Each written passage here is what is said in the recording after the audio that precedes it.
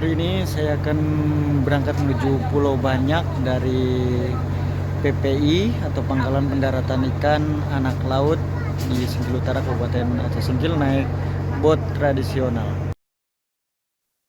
Syederalun, awak kapal motor atau KM Ella Rizky melepas tali tambat dari dermaga Pangkalan Pendaratan Ikan atau PPI Anak Laut di Kecamatan Singkil Utara, Aceh Singkil. Mesin menderu memutar kipas pendorong laju kapal tradisional itu meninggalkan daratan menuju Pulau Banyak. Sehari ada 3 unit kapal tradisional yang melayani rute pelayanan anak laut ke Pulau Banyak. Kebetulan Seraminews.com berkesempatan ke Pulau Banyak menaiki KM Ella Rizky. Naik kapal kayu dari daratan Aceh Singkil ke Pulau Banyak harus dibikin asyik. Jika tidak, pelayaran yang mengarungi lautan lebih dari 3 jam ini terasa membosankan.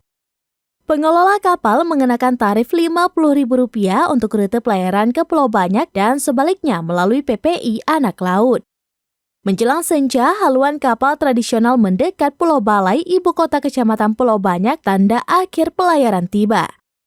Jemu selama perjalanan terbayar lunas oleh moleknya pemandangan pulau-pulau di gugusan Kepulauan Banyak.